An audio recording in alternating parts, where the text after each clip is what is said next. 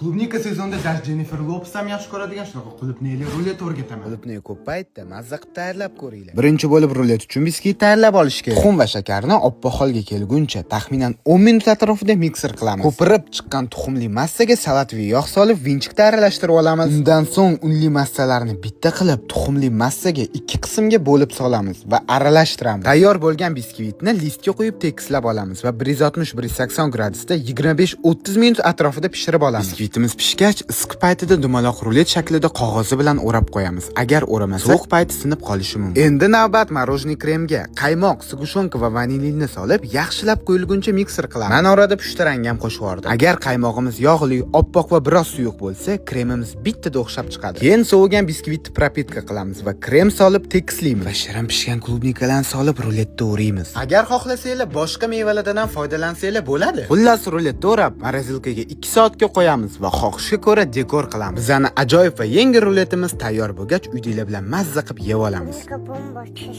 O'sha gap, videoga like bosmaganni biskvit ishmay qolsin.